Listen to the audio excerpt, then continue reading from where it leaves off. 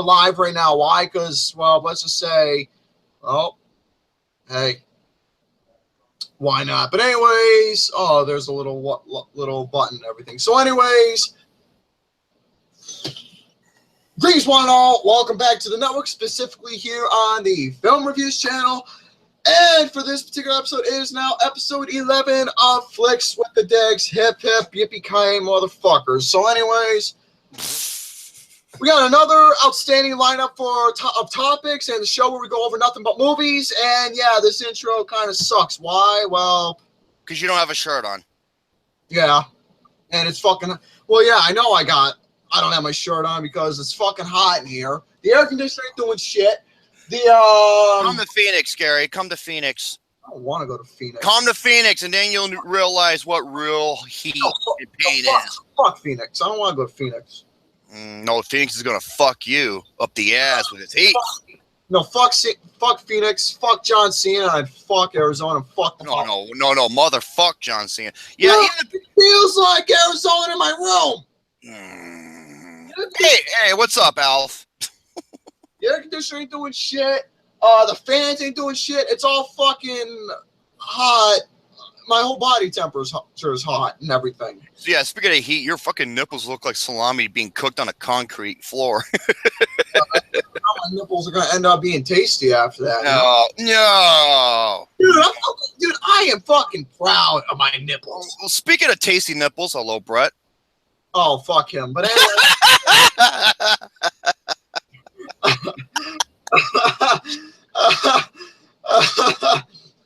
Oh boy! Look at that face. Look at that ugly puss on him.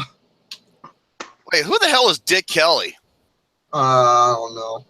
All right, but he goes, "How you fuckers doing? Doing good, good." No, I think Dick Kelly is a new nickname for Megan.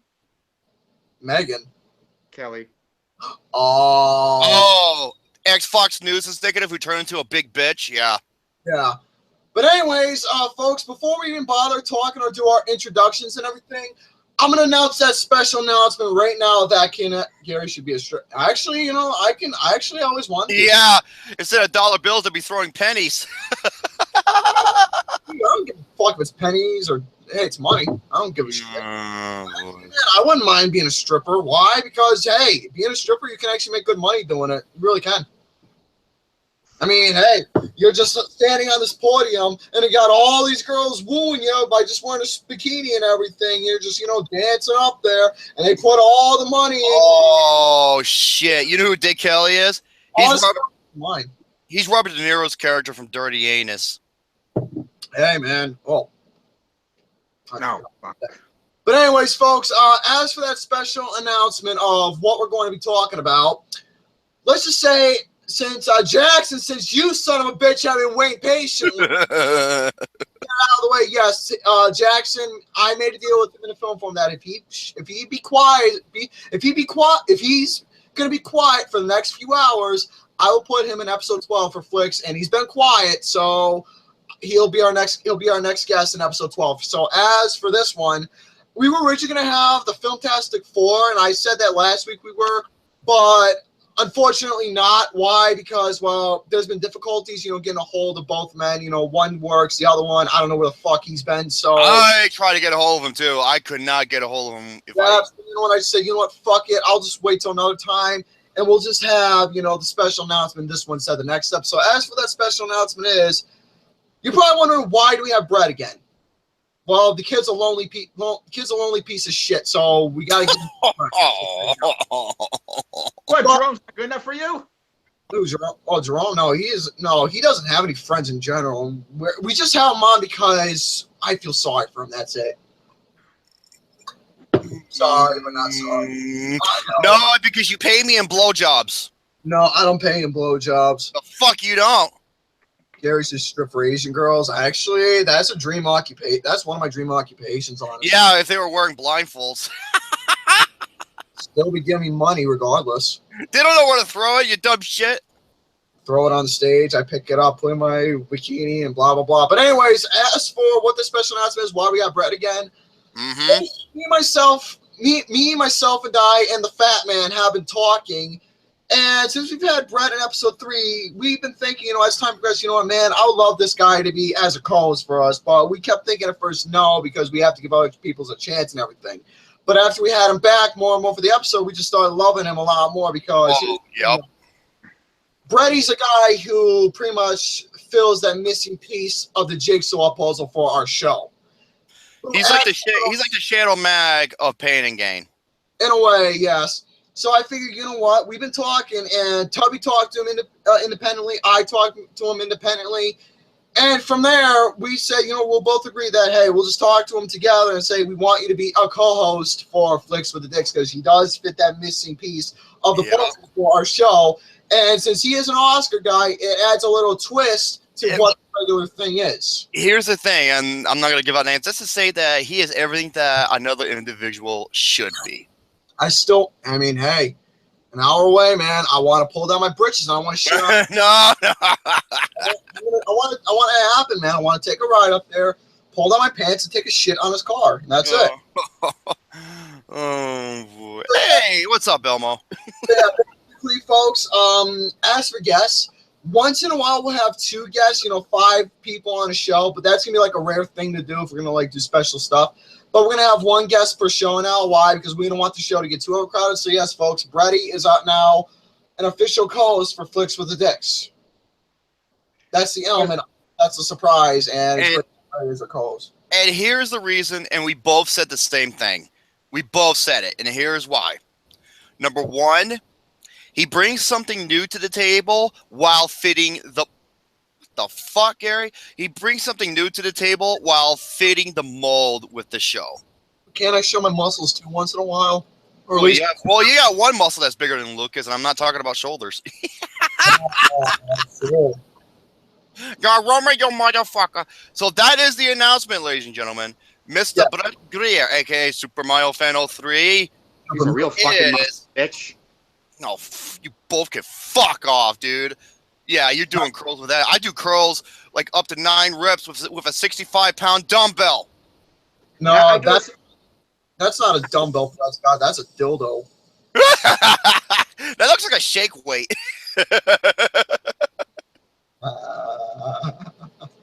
It does, honestly. Oh, yeah, actually, he's like, Gary and Brett are going to be great on the show. Oh, yeah, I bet. Well, yeah, because, hey, man. You dirty dick. Hey, look at this way. I'm not going to be the only guy who's going to get shit on. I finally found someone I can give shit to also. Yeah, Rubber Ducky. Oh, speaking of Rubber Ducky, oh, boy. What do you think Brett would think? No, Rubber Ducky's gone. Where the hell is Rubber Ducky? I don't know if he's been around a while. Oh, here he is. He's sleeping on his podium over there. You made me wake him up. He was on his podium sleeping. Why isn't he talking? He's sleeping. So I'm gonna put him right there. All right. Well, he's thinking about that pink ducky I once showed him. Remember? Oh, that ducky. Yeah, Penelope. No, that's the Furby. I don't even know her name. So yes. Oh, Sasha. Audrey too. I'm gonna call it Gary too. See this right here? Yeah. I'm gonna hypnotize you for you to be nicer. Barney the dinosaur says, "I love rubber duckies." That's right. There you go, fidget spinner. I finally found this thing. But anyways, folks, you guys doing? They just sit down and rotate. But anyways, before these guys do their bit, as for what topics I got for the plate for you all tonight, I got a couple movie news headlines. I don't have much topics for tonight. I got a few movie news headlines. I'm going to be talking about the Top Gun 2. I'm going to bring that back up. I'm going to talk about a little update of Guardians of the Galaxy 3. Also, I got a couple trailer discussions I'm going to talk about. One of them looks like a complete mess. The other one legitimately surprised me. I also have a list I'm going to be going over. A list. And after that, I'm going to be doing a collection video. I'm going to be doing a collection bit where I'm going to show you all my DVDs that I have so far. So I don't have much to talk about tonight. Oh, that's okay, because I got lots to talk about tonight. All right, but also before we get to, like I said, I'm sorry, but also, folks, a little plan. By next week's or so, we might do 2 episodes. It depends how my plans go, because episode 12 on the 4th of July. On that Tuesday, 7 o'clock, making an hour ahead, 7 o'clock Eastern, I have plans of, doing an episode around that time, doing a 4th of July special and everything of Flicks with Dicks. But that's only going to happen if my plans don't work out. If my plans don't work out, then we'll take episode 12 and put it to the regular schedule. But if my plans, that's only my plans work out. But if my plans don't work out, then we'll do 2 episodes. We'll do episode 12, then say a special on Tuesday. Then we'll do episode 13 doing a regular show on Sunday. Mm-hmm. So it only depends my plans work. But yes, folks, if you are a member of the network and everything, the Facebook group page, I will keep you all updated about that situation. That's where you can find all the information and updates for what's to come within the network in general and about other guys, what they're posting and all that stuff. But yes, you guys go ahead. I'll stop talking for a bit. Let you guys have your turn. Well, first of all, I want to thank you and Jerome for having me as your host. Way. Well, it can go either way if you want to be a bitch or whatnot. Depends, really, how you feel. It's a great honor to be a part of the show. Like a official, like a permanent host of the show. And as for what I have today, unfortunately, I don't have any movie reviews today. And I don't have any movie news to talk about, mainly because Scream Man wouldn't shut the fuck up about Wonder Woman. Hey, I don't mind that. Every fucking time. Yeah, I want to hear about other things too. Well, Wonder Woman's one of the best fucking movies. Man. I haven't seen Wonder Woman. So it's online in HD. I saw Wonder Woman earlier. In your pants? I did. Oh, you actually saw the movie? Yeah, I actually did see Wonder Woman earlier, dude. I'll talk to you about it after. Oh, why after? Why don't you do a review for the show? I made a post saying that I'm gonna have a review of it after. I keep most of my reviews separate. Fair enough. However, I do have some things I want to talk about. A couple of things, actually. One is a certain movie trailer I want to talk about, and all I have to say is I came very well. Right talk about the trailer. I have 3 things to say about that.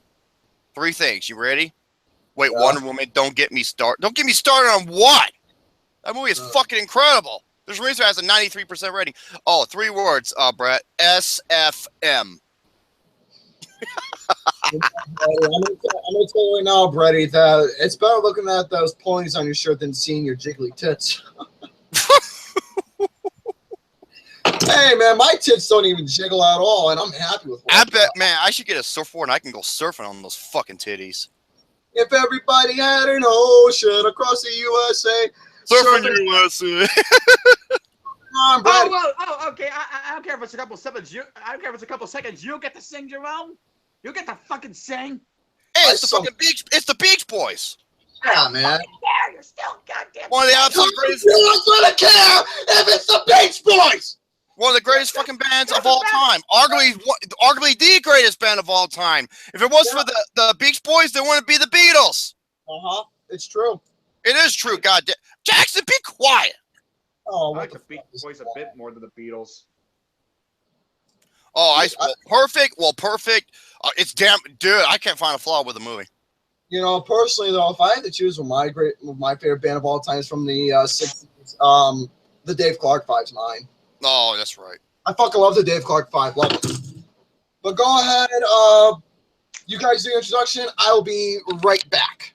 What are you doing? You guys like a dump? No, I gotta go find some. It's part of my DVDs. I left it somewhere. You know what it looked like? It looked like he put up his cameras because he's not wearing any pants. Yes, ladies and gentlemen, welcome to episode 12 of Flicks with the Dicks.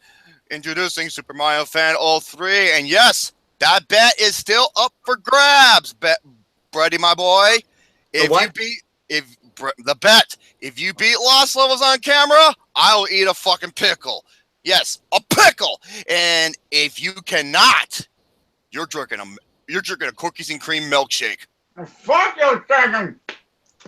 They're delicious, man. Cookies and cream's the best. I fucking hate milkshakes, man. How the fuck can you hate milkshakes? They're the best. I still want that bet to happen. I know. And we got the young. Yes, that's Mr. Garrison.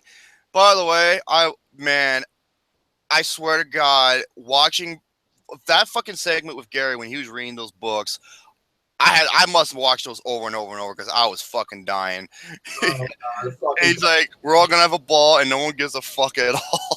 I'm still laughing at that line. Oh, he's like, yeah, I don't think your mother doesn't mind. Yeah, he wants to come over to fuck the mother. Yeah. That should have been the cat.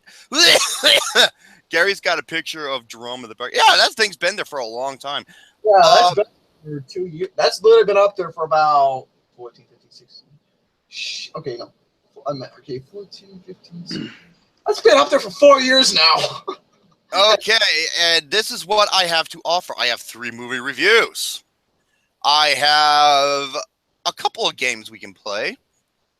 I got the box office for this weekend, and especially one that was a surprise.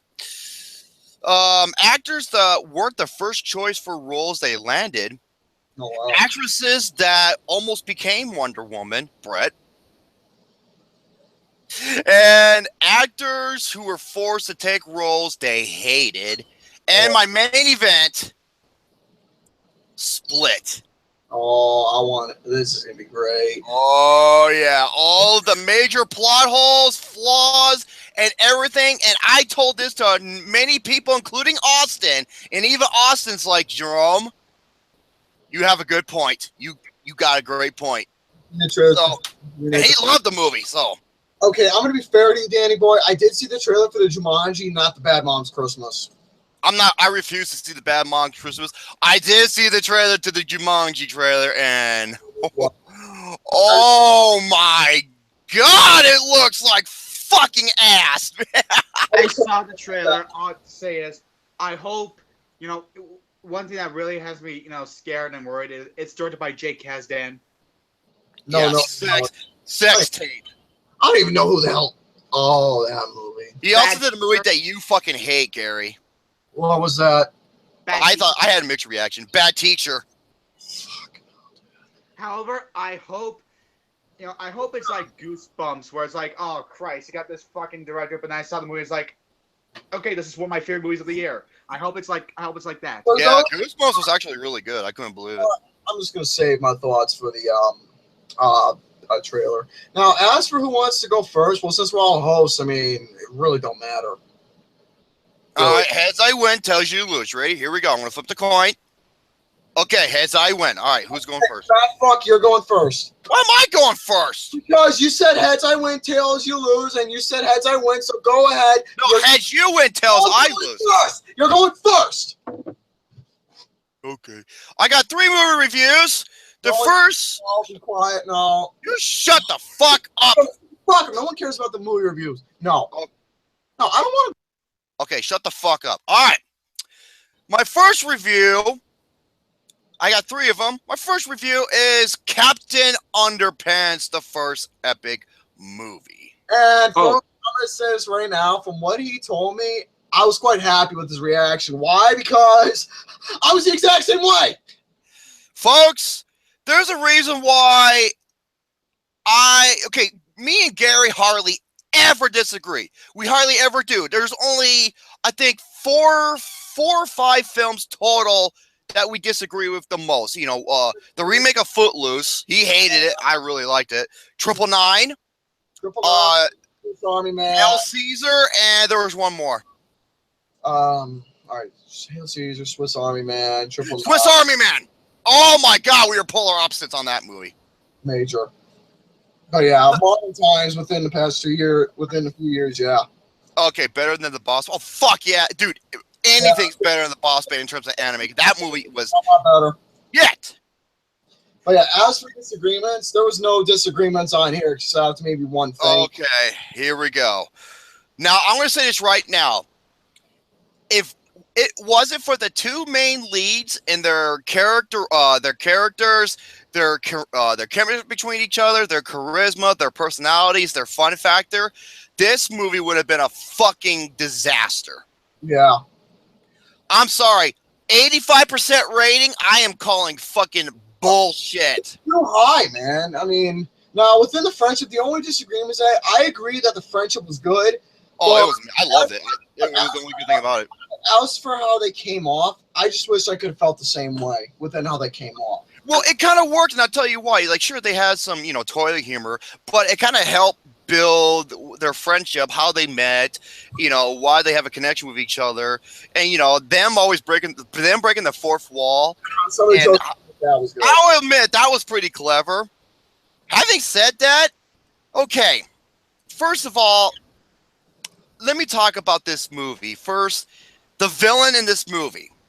Dude, you want to talk about a running joke that gets so fucking old and so irritating to where you want to smash your head through a wall. Okay, now the villain in this movie, his name is Professor Capital P.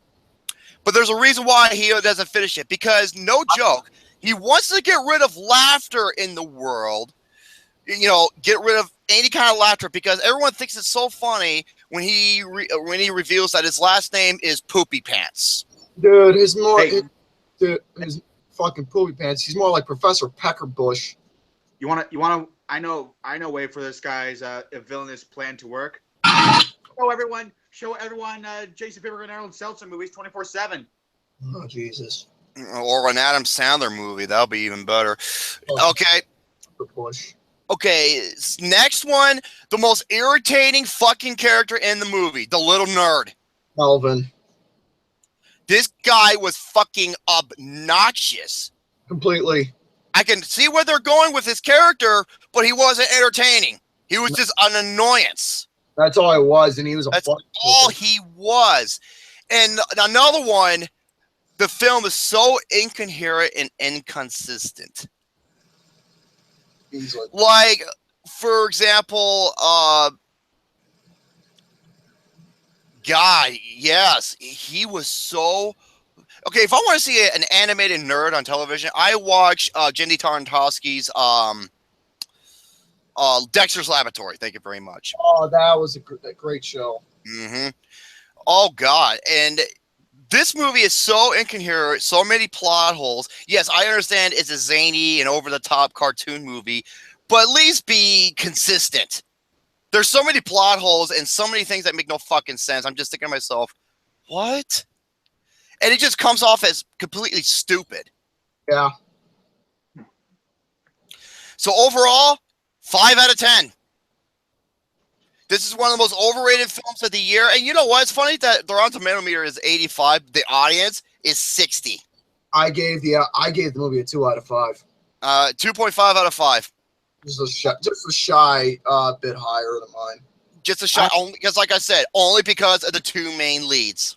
I could complain about that. I haven't seen Captain Underpants, so I have to see for myself. But I'm surprised to hear good things about it. I don't know where the fuck this movie has an 85% rating. I want to know something that I'm going to say right now. That's how I feel about Selma, Jerome, having a 99% rating. That's what the honest factor. If people are saying, "Oh, this movie's great," because I'm excited because of the books, blah blah. Folks, fuck the books. Fuck them. I'm not. See, when it comes to movies in general, it's based off a book. I'm not paying attention to the books. I'm paying attention to a movie. Thank you very fucking much. Fuck the book or a porno or whatever. Yeah, fuck your goddamn source material. I'm here to watch a fucking movie. Okay? And I judge it as a movie. Like, for instance, I was talking to some guy, I made a comment on the Castlevania Netflix trailer, saying like, oh, this better, it looks like a good series. I just want to watch Castlevania as a series. I want to take my, my Castlevania goggles off and just look at the series on its own. And I was giving some examples of why you should never, look into a video game movie for, because it's a video game and all that. And I listed some examples. One of them being, one of my worst movies of last year, Kingsglaive Final Fantasy 15, as being nothing more than just exposition for Final Fantasy 15, which, by the way, I own the PS4 game. I love it so much. And some guy goes, well, that's the whole point of the movie. It's set of the game. The movie was made for the fans. And I'm thinking to myself, dude, that is a big fucking slap in the face. That, dude, Made for the fans, really? I'm so sick and tired of that fucking excuse.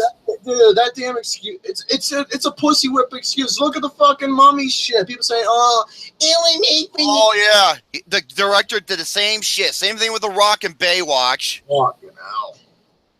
And I asked him this. Can you please talk to me why you like Kingsley Final Fantasy 15 without making any connections to the Final Fantasy 15 game? And guess what I got? Nothing. He can't. Yep. Fucking uh-oh. What do you want? You're bugging me again while I'm doing the show? Oh, well, what was that? No, what was that?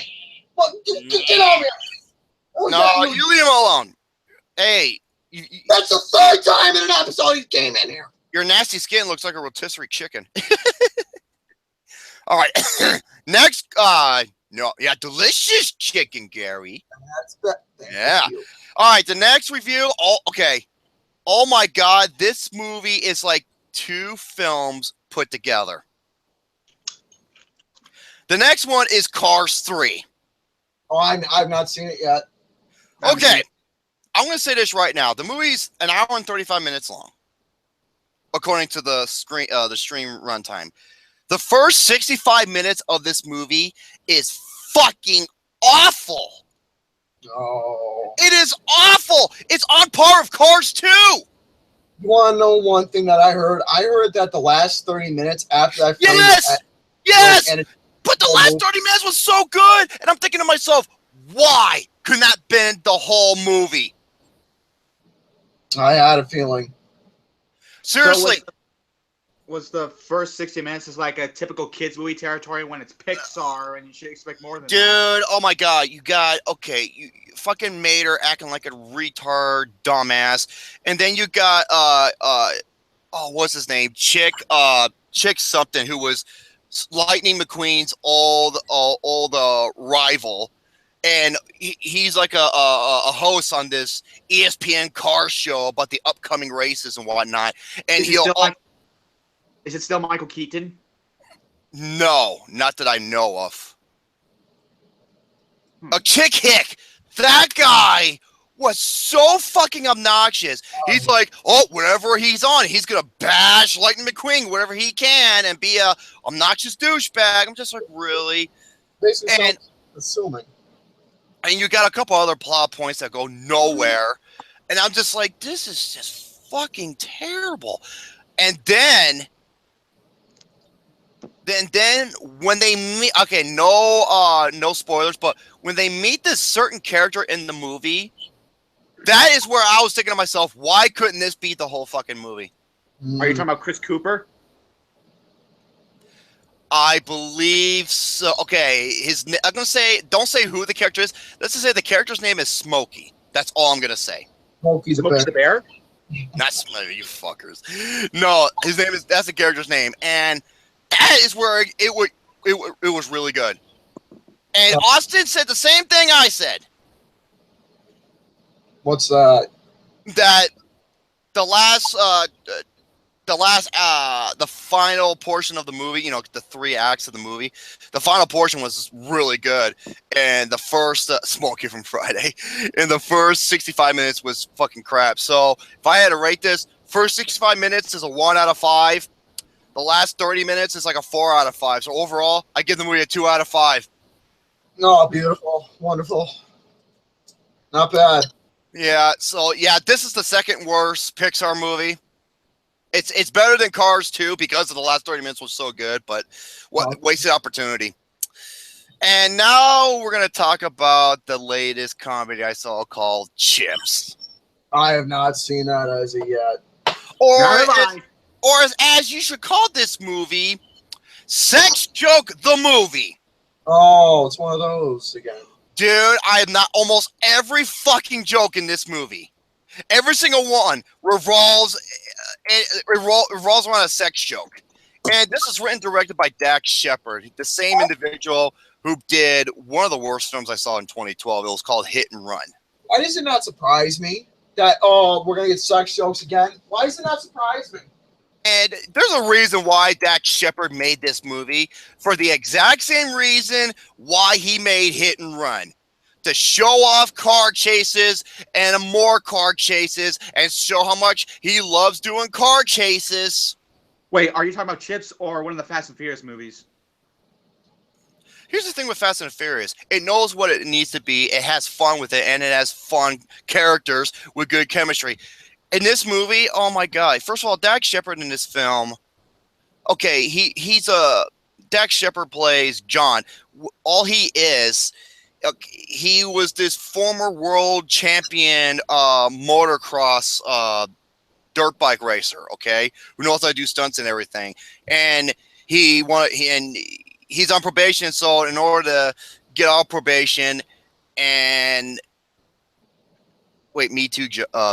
Wait. Aaliyah, that don't make any sense. Justin said that he skipped Chips, and Leah, you just said, yeah, me too, Justin. Chips suck. I'm like, he never saw the film. That's how I feel about a certain individual. But that makes no sense. Okay. Also, every character, almost every single female character in this movie, every single one, is a sex object. Oh, like a Michael Fuckface movie. Except 10 times worse. Oh, come on. Can't be that bad. I'm dead serious. Like the two cops, the two female cops, they get turned out to be used as sex objects. The captain of the police force, sex object. No joking. It's just like ridiculous. And Michael Pena's character, he is a cop, he's a cop who is an extremely hardcore sex addict. What a surprise. I'm dead serious. What a fucking surprise, because that's all that is in modern comedy. And Dax Shepard as John, who is this annoying as fuck character.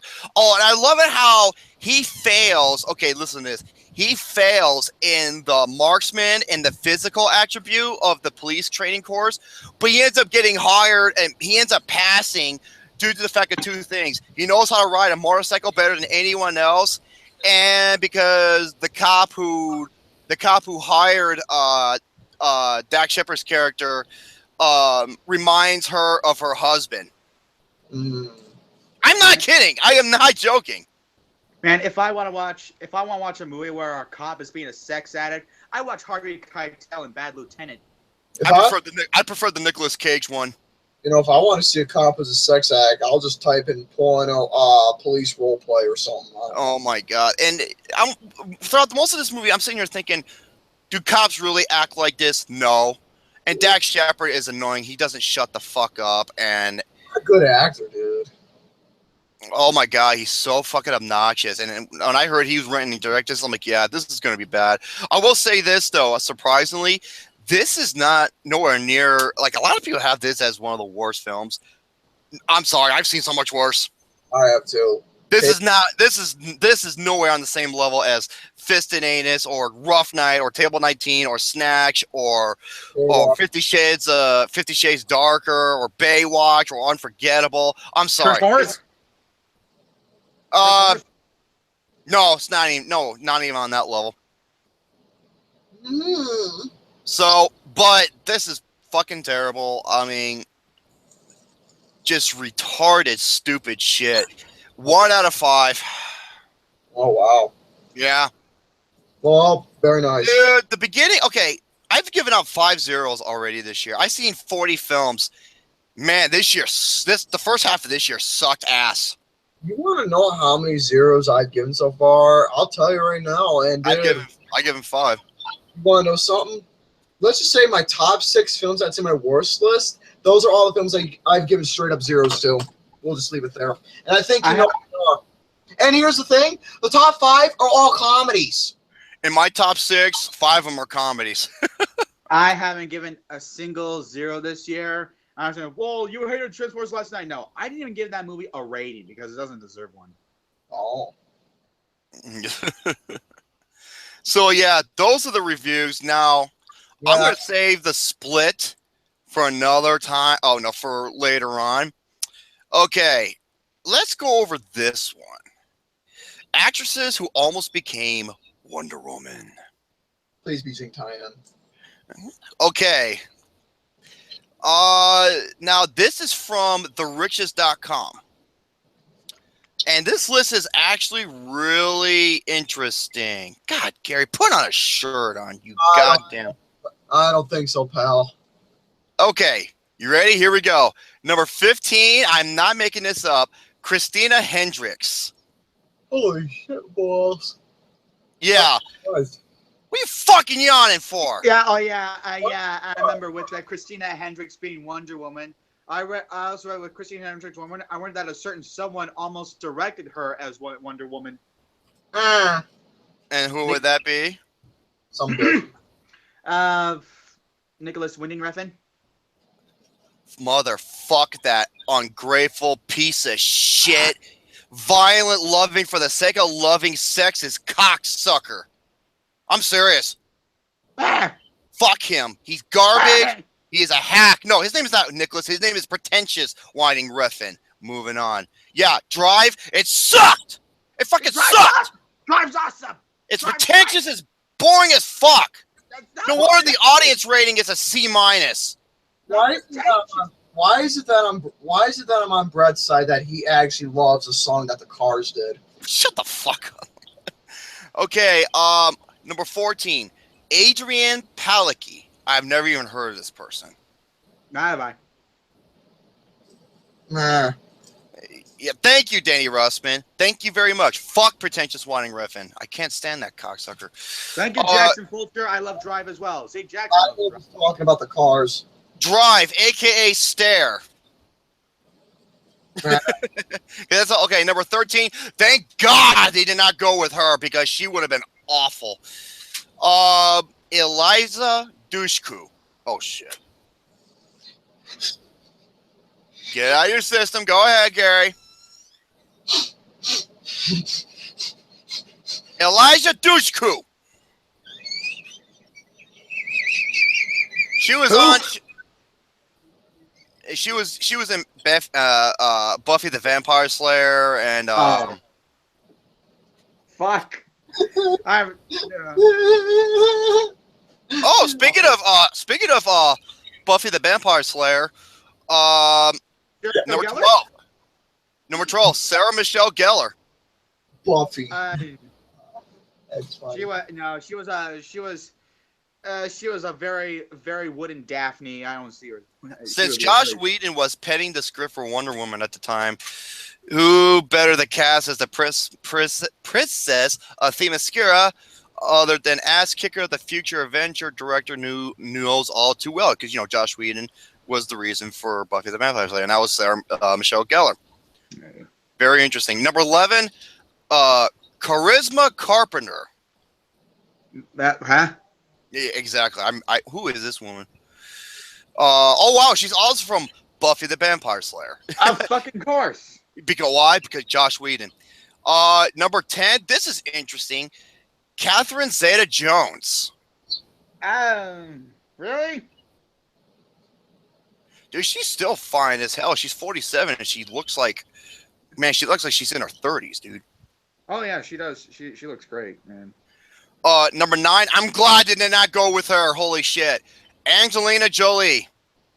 She was a bad Lara Croft.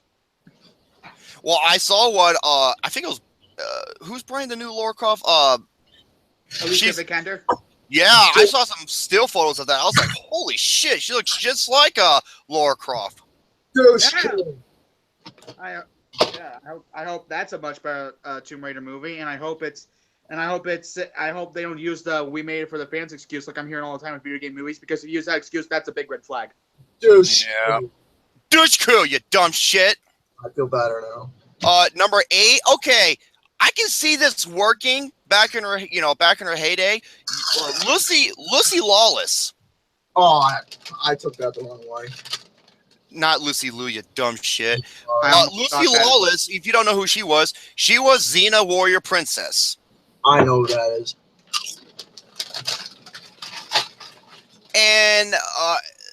she did fulfill her dreams as well as the dreams of fans everywhere when she voiced Wonder Woman in the 2008 DC animated movie Justice League: The New Frontier. So she actually did the voiceover work for some of them. Okay, number 7. I knew she was going to be on this list. 7, Sandra Bullock. I guess at the time I could see her as Wonder Woman, but today, no. I don't. Even though she's 50 years old and she's still looking fine as hell. And who is she married to? She was married to that one motorcycle, custom motorcycle maker, Jesse James. He's a fucking asshole. Sarah. Be quiet. No. Oh God. Okay, number 6, Olga Koryolenko. Sounds familiar.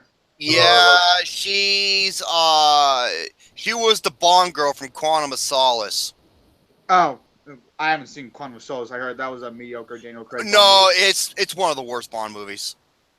Okay, next one. Wait, Jerome, is it worse than any of the Pierce Brosnan movies post GoldenEye? No, no. Pierce Brosnan was in one. Oh my God, it's one of the absolute fucking worst. I think is it Die Another Day? Wait. Yeah. Oh, garbage. And he was in one of the very best, GoldenEye. Okay, number 5, Elodie Young. Who? Oh, Gary, hold on, you gullible little bastard. Okay, hold on. What? What's her name? There you go. What? Let me look this up. Their casting call, they needed someone who was exactly, who is exotic, athletic, tall, brunette, and strong. Wait, this Skyfall was worse. Yes, the sky should fall on your ass for saying something stupid. What the fuck? Star Wars fan 03. Skyfall to me is the best James Bond movie. That's my favorite one. Easily. Where did she come from? Hold on, let me look here. Marvel's Daredevil. Okay. Which Daredevil? Oh, wait. Was soon wielding the Okinawan size as Elektra on Marvel's Daredevil series on Netflix. Okay. Cambodian. Number 4. Yeah, and Casino. Okay, so he's a fucking troll, obviously. Number 4, Jessica Biel. No. I'm glad I didn't go with her either. I fucking hated her in Accidental Love. Accidental Love? It has an interesting history to it. It's directed by David O. Russell, and it's his worst film. And you know what? Even he's ashamed of it. He went Alan Smithy on his name with that one. Wait, who the hell was this? Number 3, Megan Gale. Never heard of her. Huh? Hold on, let me see where she's from. She's a lesser known Australian actress who stunned the studios and Miller alike during her screen test. If officials' test photos seen above are any indication of Justice League, Moral was never yanked for production, Megan Gale would have been a fantastic Wonder Woman. She looks just like her. Holy shit. Jerome, don't ever say the word Miller Lite because I'm so fucking tired of watching these goddamn ads every time I watch a video on YouTube. Miller alike. From Stun the Studios and Miller alike. Not the beer, you dumb shit. I don't mind Miller Lite. You look like a can of Miller Lite, pure white. Hey, I think that's a compliment, man. So I like beer. So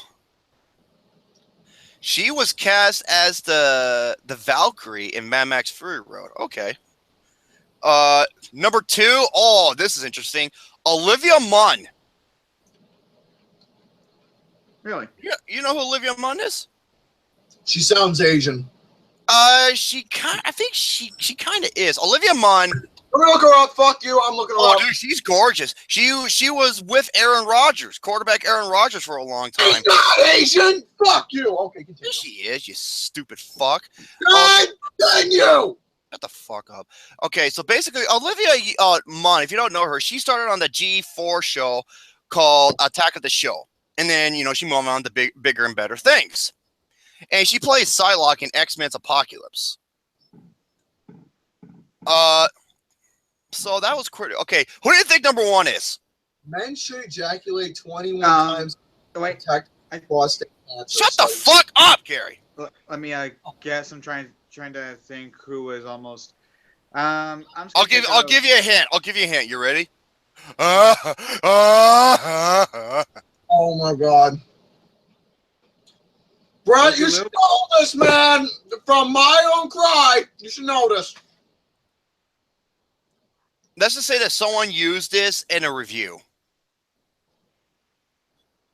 Oh, I thought you were talking about me. No, Gal Gadot is actually from Israel. Is it my baby girl Jing Tyan? No. It is, number 1 is Alexandra Daddario. By the way, folks, those who don't know, if you saw Austin's review of Baywatch, that cry he was doing, yeah, when you watch that, he got that from me. Now one file after fuck you too. But it sucks for her that Gary with his, oh my God. Yeah, and instead she's in one of the absolute worst fucking movies of the year called Baywatch. And she was in that properly named disaster movie, San Andreas. That movie, man, that movie is a guilty pleasure. I don't give a fuck what anyone said. It was every other disaster movie I'd fucking seen. But it was so bad that it was good. It was just so boring. When I saw Dwayne Johnson... I wasn't boring at all. I'm enjoying When this. I saw Dwayne Johnson, after he rescued some girl, for falling on a cliff, he looks up and gives the guy a thumbs up, and I was like, are you fucking kidding me? I don't know what made me laugh about that movie, San Andreas. It's the fucking CGI and the presentation of the disaster itself, dude. Well, okay. Most of the CG is pretty good, except for there's this one CG aspect that was so unbelievably bad that I could not help. Kayla and I were fucking dying laughing. It's at the very beginning of the movie with the car. It was tumbling down like a domino. That was actually... Oh my God, that's some of the worst CG, but I couldn't help but fucking laugh. And that was the worst. The worst line in the movie is... What? It's in the baseball stadium. I don't remember. The second base joke. Oh, okay. Wait, it's the second worst movie of all time behind Norma the goddamn worst movie of all time. Go see The Hottie and the Naughty, and then we'll talk. Yeah. Huh, Brett? Huh, Gary? Yeah. That movie is fucking bad. My second worst movie of all time. Yeah, it's my number 1 easily. It's one of the worst. Oh, my number 1 is. Oh, I know it. Okay, let's talk about the box office because this is rather interesting. Yeah, boxing, shall we? I love boxing. Go ahead. Fuck yeah! Speaking of boxing, I heard Manny Pacquiao got fucking robbed. All right, the weekend box office results. These are the estimates, ladies and gentlemen, mind you. Now, here are the top. Here are the top 5. Well, actually, I'll just say this. The movie The House, not only did it got shit on by critics, even though it wasn't screened it didn't get any advanced screenings. Be quiet, Gary. I'm not even saying shit! No, in the film form, asshole. Hey, Gary, say Albert Wesker. Albert Wesker. Holy fuck, that's like spot on. Okay. The House with Will Ferrell, an R-rated comedy that wasn't screened that didn't get any advanced screenings. Oh boy, I wonder how this is going to turn out. Yeah, $9 million. With what movie again? You cut out on my end. The House. What movie? The House. Fuck off, Gary, you cocksucker. All right, number 4. And I'm so happy this movie is doing excellent, not only domestically, but worldwide. It's in my top 3 best films of the year. It's arguably the best. It's one of the best DC films ever made. Wonder Woman. I'm so fucking happy. It made $16 million with only a 35% drop from its previous weekend. $346 million. That movie is in my top 10 so far. I'm not going to say where, though. I can say that. Miller Lite. Fuck Miller Lite. I'm talking to Star Wars fan 03. Told me to say Miller Lite. Okay, I said Miller Lite. I don't get it. Star Wars fan, go fight Chewbacca and lick his hairy ass. All right. He probably would sound like that too. Number 3, I'm so happy this movie's bombing. This movie's bombing because it sucks. Lots of metal dick and fuck. I'm no more sick. Transformers: The Last Shit. Yes, I am so glad that even people who defended the other Transformers movies. No! After watching this goddamn piece of shit. No, they're still defending it. I see it on Jackson's. I see it on. Wait, I already fucked Ray 77 times. Eh? 77 times? Well, make another 7, and then you might get lucky for once. Okay. 62% drop from last weekend. It only made $17 million. With a combine of $102 million domestically. So domestically, it's fucking tanking bad. However, worldwide, I believe that's a different story. Believe it. Okay, number 2 surprised me. Number 2, I cannot believe this. And I was wrong. Number 2 is Baby Driver. I haven't seen it, but I'm so glad to see an Edgar Wright movie outside of the Cornetto trilogy doing incredibly well. No, even in the Cornetto trilogy, they don't bank. Look at Scott Pilgrim. That was a huge bomb. I bit my tongue. Wait, Scott Pilgrim is part of the Cornetto trilogy? No, I mean even within the Cornetto trilogy, they did not make hardly any money. I bit my tongue. Budget-wise, maybe, but hey, Ben Wilner. Baby Driver made $21 million with an overall domestic gross of $30 million. Really? I can't wait to see Baby Driver because good for you, Edgar Wright, man. Because about fucking time you have a movie that. Why is it that movie? Sorry to cut you off, but why does that movie come off to me as like a remastered or a tribute to 1980s action?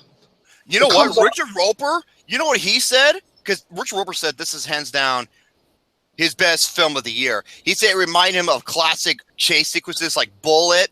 Remember Bullet? Yeah, I do. With Steve McQueen when he does his own stunts and everything, among some of the other classic, car sequences. That's what this reminds you of, except it's so much better tenfold. Yeah. I mean, 97% rating. Well, you know about Edgar Wright, man. That guy, he loves to add his own twist to certain things. He loves to add dude. He knows how to do. Here's the thing about Edgar Wright. He was a director. He knows how to add a flair of the past to his modern day films. He does. Mm-hmm. And for this one, he definitely added that 80s touch to it, dude. And if there's going to be a film that's going to have that 80s touch, dude, you have me fucking sold. I'm not. Well, okay. Also, they said that Baby Driver, hands down, has one of the greatest soundtracks of all time.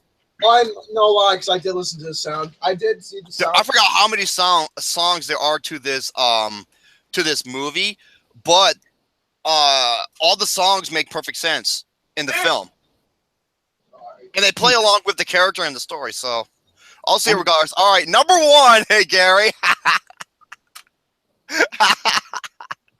Oh, what do you want? Number 1, it involves your favorite Twinkies. Oh, Jesus Christ. Bap, bap, bap. Despicable Me 3. Despicable Me 3 brought in $75 million. Why? Because the Despicable Me movies were only made for marketing purposes, as opposed to not the first 2 movies, man. I thought they were adorable. The Minions came out, and I'm just like, yeah, that wasn't good. God, no, dude, I haven't even seen Despicable Me 3, and it's already gonna kill it for me. Why? I fucking hate them little cocksuckers. AKA Mr. Casual if he was yellow with overalls. Now it went under expectations, which they had it predicting at 90 to 100 million, and Despicable Me 2 opened with 143 million, and Minions at 115 million. And we're getting another Minions movie. The thing, I don't hate the Despicable Me movies. I thought they were really good, but I guess I would have loved them a bit more if it weren't for the Minions, because I honestly don't see the charm with those little minions. All they do is talk gibberish, and boom, that's their character. Gibberish, fucking gibberish is one thing. The fucking irritating little bastards. And it's Lucas's and his best friends when he was young.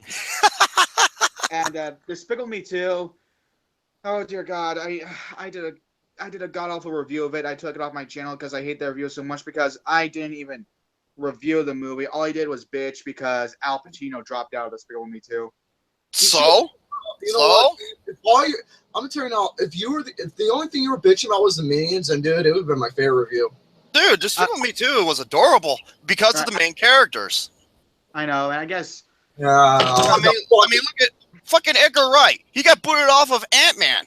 Okay? Yeah. And people were like, "Oh, I'm not gonna watch you. I'm gonna protest. Win." I'm like, "Hey, fuck you." The movie hasn't come out yet, and when it came out, guess what? There was only 2 people that said from the beginning that it was gonna be awesome, and that was me and FilmFan0599. That's it. And it was awesome. I still think Ant-Man was okay at best. I thought it was bullshit. Oh, that's Double Nine Soldier. Nah, he better not step out of line. No. My name is Mr. Casual. No. Ant-Man was not good. Oh, shut the fuck up. No, Yeah, Mr. Pig's Perfect 2 was great. Gomer Pyle, he is. He is the Gomer Pyle. No, I don't even consider him being part of the Putnam crew, to be honest with you. So fuck him. I consider him part of the Minions, more like it. So yeah, there's your box office. Now, I can do one of 3 things. I can go over one of the couple games I have lined up. Well, speaking of games, let's do one because I'm sorry to cut you off, Brett, but let's just do one of the games because, like I said, because I want to save time for the episode. I want us to end on a good note, so we're good time. Understood. And as for that, what was your other things? 2 games. Actors who were forced to take roles they hated. And the split rant. I want to join you for that, honestly. Oh yeah. So, what do you want me to do? I want to talk about Split with you. Okay. Ladies and gentlemen, Gary and I fucking hate this movie. And again, I saw this before he did. I didn't care. He saw it way before me. Guys, this movie itself, it's my overrated film of the year so far. Because Same here. This movie, I mean, see, when I watch folks' reviews, some of them I'm like, okay, I see where it comes from, but some other cases I'm like, okay, from what you're talking about, this movie, from what you're saying, this movie has so many plot holes that it is ridiculous. Oh my God. Okay, now, folks, if you haven't seen the movie, I'm going to give you a spoiler. There's going to be massive fucking spoilers because I'm going to go down and dirty on this piece of shit. I'm sorry. I remember I gave it like a 1.5 out of 5. Fucking hated it. I gave it a 1. You gave it a 1. I gave it a 9. Fuck it. I don't see. See, he gives it a 4.5, and Gary and I give it a 1.5. So what does that tell you? Yeah. Okay, here we go. I have a lot of plot holes to go over. Here, one of the plot holes you're gonna mention, dude, it fucking pissed me off, and I think I know what you're gonna start off with. Alrighty. Here we go. Remember the character Dennis? Yeah, I remember Dennis. He was like one of the strong ones. Now Dennis has OCD, and he's constantly okay. Not only does he have OCD, he knows who the Beast is. Okay, and he's constantly having them cleaning their clothes by making them taking them off in front of him. So here's a question. if he knows who the Beast is and what the Beast aims for and what he wants, why didn't he identify that Casey was pure because she had markings all over her? Uh-huh. Wasn't mentioned. Nope, at all. Exactly. Oh, okay. Here's another one. What was the point when he was the 9-year-old acting like a fucking retard with the music? Yeah, about that, dude. Can I just? That is one of my worst scenes of the year. I think that was just a fill-in, just for the hell of it. Like, why was that there? There was no purpose at all. It was just a fill-in. Well, it's because Anya Taylor-Joy was asking him, "Hey, do you have a window in your room?" And she thought he was just only going to take him just to sign a window. I was like, "Oops, no window." But at least we came for some entertainment. That's not entertaining. He was just playing this fucking heavy rock music and bouncing around the walls like a fucking retard. I was like, who fucking acts like that at 9? If I was 9 years, no, you got problems. If you act like that at 9, you got fucking problems, and you need meds. Have you seen my dancing? Have you seen my dancing, Jerome? You see my dancing? That's dancing. He was not dancing. He was acting like a fucking dodgeball on steroids. And after it was over, I just sat there and I just like, I had to take a break from that. I'm just like, I saw that scene. I was just thinking in my mind, what the fuck was I looking at? I was like, what the fuck am I watching here? M. Night Shyamalan. Do you really think this is funny and clever? Dude, that's why I hate M. Night Shyamalan. He's such a pretentious smartass.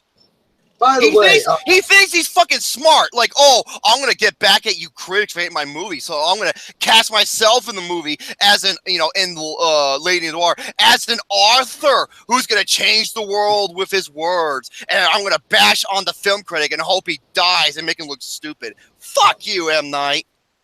By the way, let's talk about one of the plot holes that pissed me off the most. Which one? The obvious escapes where they could have just gone out while he was out. I'm going to get there. Hold on. We have a lot to get through. Okay. Now the women in this movie, the 3 women in this movie are fucking stupid. Literally, they are. Dude, they are useless. They are fucking useless. Well, her friends are. She is too for the first 2/3 of the movie. Mm-hmm. Okay, now, it's okay. You never see them have any conversations about the character Kevin. Like, what you don't hear them discuss anything about any details and why is he acting weird? Why is he dressing up someone different? Or why is he acting like a certain person every time he comes in the room? It's never mentioned. It's not at all. They just act like it's all normal and everything. I'm like, okay, that's fucking ominous. Okay. Okay, here we go. Okay, Anya Taylor-Joy, I'm sorry, I can't fucking stand this actress. I hate her in The Witch, and I hate her in this fucking movie. Okay? I can't stand Anya Taylor-Joy. Yeah, you can sweep the Next Gen Awards. I don't give a shit. You ain't sweeping the fucking Network Film Awards. I'm telling you that one right now. Okay. Why did this dumb bitch retaliate or do anything when he was Dennis, that character, when he got into the car and he sat there and did nothing, and then he gassed his friends, and she's just sitting there like, give him this fucking stupid donkey jackass look. I'm just like, do something, you stupid bitch. There was so much time to do anything, and she just let herself get captured. That's it. And her friends. If my friends got gas, I'd get out of that fucking car and call 911 or get help immediately. They didn't do shit. They were just like, okay. They didn't do shit. Fucking stupid, dude. By the way, speaking of doing shit, can we get to that part that I mentioned? Because, dude, that pissed me off the most. Which one? Where the chick's trying to escape? Where they had all these escapes, going out the door. When he was out and about seeing his therapist, they had a chance to make a run. Oh my God! Okay, there's so many chances. Like there's were open. They had a chance to escape, but no, they just went back. They just went back. Yeah, I'm just sitting here thinking, okay, you know how when he changes into the 9-year-old and he's acting like a fucking retard? I was like, I don't know. I never act like that when I was fucking 9. I'm sorry. That was a horrible misinterpretation of a. He was my worst character in the movie. Oh, besides the women, I fucking couldn't stand him. Why didn't they? Okay, why didn't they just kick his little ass and fucking make a run for it? I don't fuck. You know why? They're just sitting there like, you know, just fucking whining, bitching, and I'm just like, get the fuck out of there. Stupid, dude. Like, okay, look at 10 Cloverfield Lane. Oh, Mary Elizabeth Winstead, even though the guy was trying to help her, she did anything necessary in order to escape. Oh, hello. Fireworks. Fuck, man. Okay, next one. Okay, the main character Kevin. Yeah. You know how this is another huge plot hole. You know how when Anna Taylor-Joy's character says the way Romy does his whining, yes, when I realized that I didn't come inside your butt, it said I pulled out. So when she gets Kevin to return back to his normal state for saying his real name, we'll get to that in a little bit. Okay. He says it's been 2 to 3 years since leading up to this point right now. And he remembers nothing. So how the hell does he have a job at the zoo? Zoo. Yeah, zoo. And how does he have that place to stay in the first place? He does. Especially when he has 23 personalities that are taking over his body. Mm-hmm. And each one is different from one another. Yeah. How does he still work there? And how does he have a place to stay? And how is he able to get in and out with no problem at all? Yeah. No fucking sense. Next one. Okay, here's another good question. You remember how the Beast only knows that if someone is pure? Yeah. Anna Taylor-Joy, since her character is pure because she has so many markings all over her, why didn't the Beast notice that before? I don't know why. Or why didn't Dennis notify him since he was the one who had the closest connection with the Beast? And here's the thing, though, dude. There was no explanation that gave out why you know right away. And oh my god! Oh, speaking of that, okay, the entire scene. Speaking of that scene, the last act with the Beast. That dude. It could have been summoned up. Remember how that fucking what's her name? That therapist. She gave Anna Taylor-Joy's character how to snap him back into reality. Why didn't she fucking use that against the Beast? She did it before. Why not against the Beast? Why? But no, I'm just gonna piss him off by shooting him with a fucking shotgun and just be a dumbass. Wasn't explained whatsoever. No. All he had to do was call out his real name, end the story. But she decides to be a fucking moron throughout the whole goddamn movie and piss off the Beast even more by shooting him with a shotgun. Yeah, look what happened to her friends, dude. Speaking of her friends, dude, look how they were when the Beast arrived. They were because they're fucking stupid. They were thinking, oh, okay, we'll just piss them off, but then all of a sudden, we'll get eaten. Oh, and by the way, okay, here is the motivation for the Beast. You ready for this? I am not kidding. He is so fucking one-dimensional. It's just like, are you fucking serious? People who have never suffered in their life deserve to die because they're not pure. That's stupid, dude. That is fucking ludicrous. Stupid, really. Having a meeting like that, to me, that's just not only stupid, but it's downright mean-spirited. Exactly. Oh my god. Okay, here's another scene that I was just like, are you serious? Now, it shows Anna Taylor-Joy's character in the past where she got molested by her uncle. Now, that right there, dude, let me interpret it for that. Even when she got molested, there was a part when she had the fucking shotgun. Okay, I'm getting to that. There's a scene where here comes her uncle walking up towards her, and then he takes the fucking shotgun, she cocks it, and she was ready to blow this dude's fucking body away. No, she didn't do it. She didn't No, do it at all. you didn't do it. I'm just like, shoot this motherfucker, man. Fucking rapist, dude. So if he's gonna treat you like that way, then why don't you fucking get revenge and shoot him? But no, she was like, you know what? No, you drop the gun and just let my life. She just drops the gun and ends up being useless, just like she is throughout the rest of the fucking movie, throughout most of the fucking movie. A pathetic emo bitch. That's all she is, dude. Fucking hell, dude. I can't understand. So stupid. Her character is so stupid. I'm just thinking, yeah, you don't shoot this motherfucker, but yet you're gonna shoot the beast and piss him off. Great job. Very nice movie. Very nice film. Oh my god.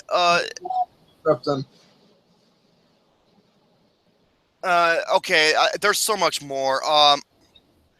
It's like I said, yeah, I explained everything with the zoos. It's like, how could it take place at the zoo when he's got so many personal identities, and yet they know how to operate and be a security guard at the zoo. Oh, here's another plot hole. I love it when this chick, Anna Taylor-Joy's character, shoots this fucking shotgun, shotgun shells, and they're fucking loud. I know, because I hear them. They're so goddamn loud, yet no one doesn't fucking hear a thing. I'm just like, dude. No, because at nighttime in the zoo, they have a lot of security. Yeah, I'm surprised the security cameras didn't even pick up any of this shit. No, there's none. And all of a sudden, like, she finally gets free. She walks a little bit, and all of a sudden, a random security guard finds her. I'm just like, and I was like, okay, that was fucking random. It was just out of nowhere. Here's another one. The psychiatrist. You remember how she gives Anna Taylor-Joy the necessary to bring him back into reality? Why didn't she use that against the beast when the beast fucking kills the therapist? You know why? Because she wasn't thinking straight. Because she's stupid. If she would have said, "Hey, say your real name," guess what happens? Boom. There you go. She wouldn't have gotten killed. Problem cleared. But no, we have to have the whole third act happen. Yeah. Oh my god. Dude, it fucking pisses me off that, hey, you got your fucking weapon. We'll leave it at that. You got your weapon, which is, say the character's name and everything will be okay. But no, they're really fucking stupid and let their lives pretty much get treated like shit. Or basically, they'll get treated like shit and like, no, we're not going to say his name. We're just going to let him kill me. Blah, blah, blah, blah, blah. Oh, my God. Well, she wrote it on a note, okay? And Anna Taylor-Joy was the only person that got the note, all right? However, the therapist knew how to fucking stop the beast. So why didn't she do it? Again, stupidity. Stupidity. Okay, and, oh, God, I had another one. Okay, here's something that pisses me off in many M. Night films. It is so redundant. It's so monotonous. Why do all the characters talk right in the front of the fucking camera? I have no idea. You're talking to another character. You're not talking to the goddamn audience. No. Now, I have seen it done and made it work. Look at the Silence of the Lambs. However, that was a one-on-one conversation between Dr. Hannibal Lecter and really. FBI and the FBI agent, okay? Yeah. Oh my God. And by the way, I'm gonna say this right now. I've said it before, I'll say it again, and he said the same thing. Now, if the movie was centered around the psychiatrist and Kevin himself throughout the whole scene, yeah. And all of his personalities, that would have been fucking cool. Because that was the best part of the movie. It was. Especially when, the therapist was trying to get into James McAvoy's mind.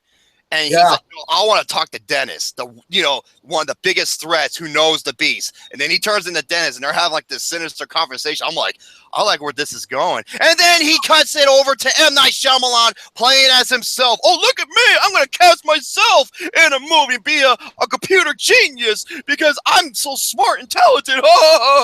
Fuck you, M. Night Shyamalan. Don't try to. You're not going to screw me over your bullshit. You're not going to. You probably did it with Signs, but even I called out on your bullshit with that movie. Yeah, we're gonna have aliens take over the world where 80% of the substance kills them, and people are like, well, maybe they didn't know. I'm like, They fucking flew there. Don't they have a window to look at? Yeah. Stupid. M. Night, you're garbage. You are fucking trash. I named out all the plot holes in the movie The Visit and so many others.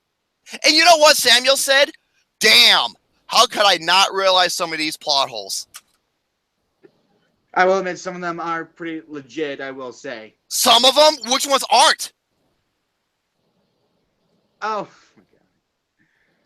I rest my case. I rest my case. I mentioned I have every corner covered. I told this to many other people who like the movie, and they were like, Drum, you're right. So there you have it, dude.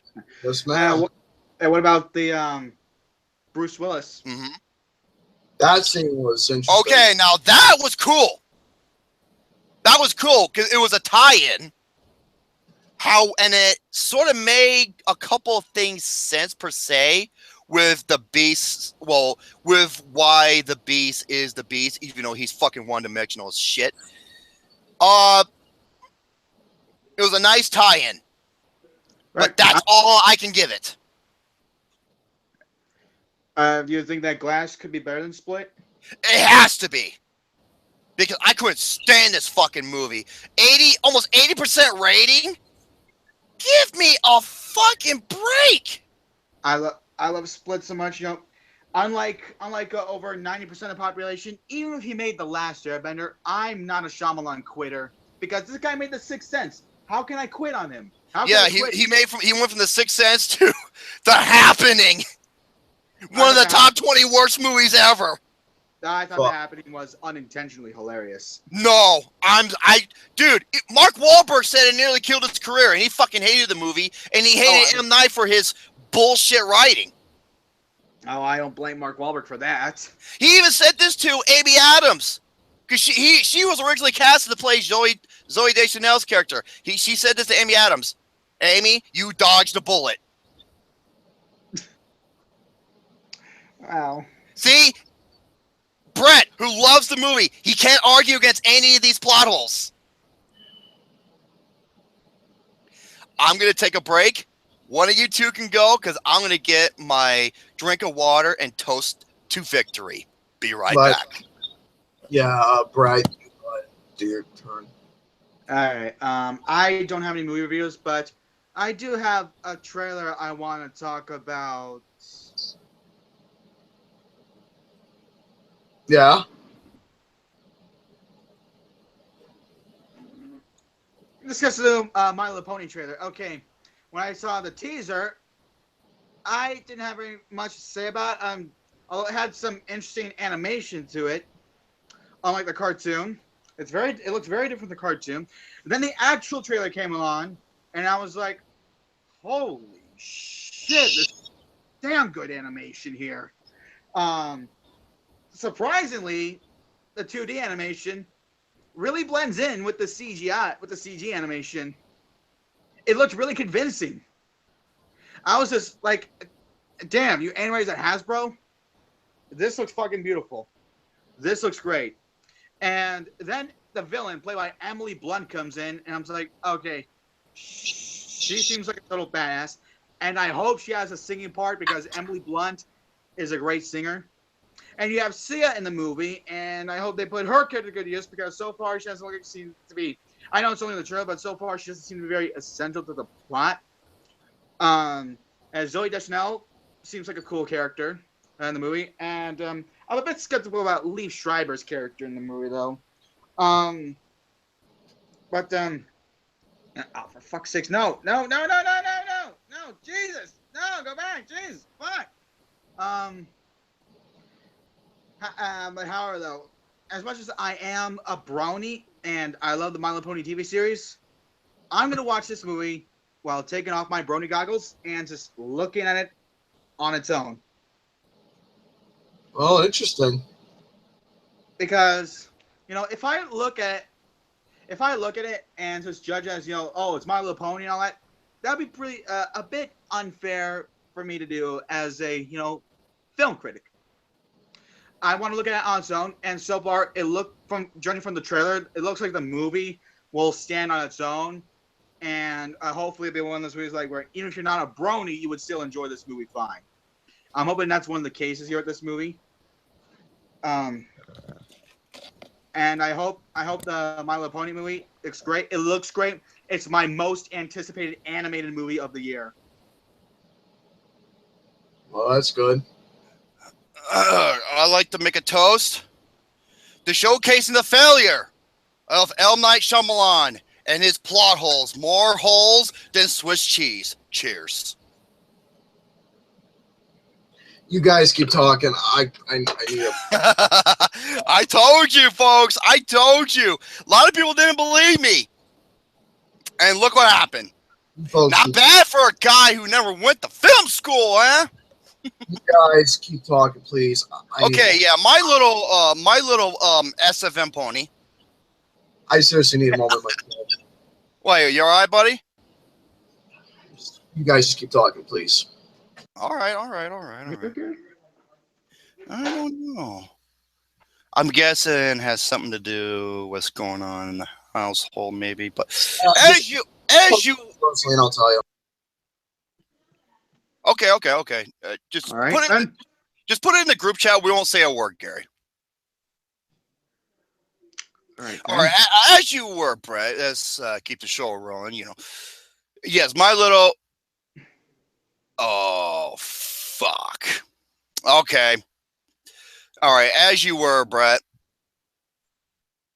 I said everything I need to say about the My Little Pony trailer. It looks great. I can't wait to see it. As a brony, I'm really excited. It's my most anticipated animated film of the year.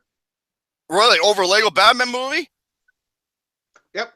Shit. I love Lego Batman movie. I still haven't seen it.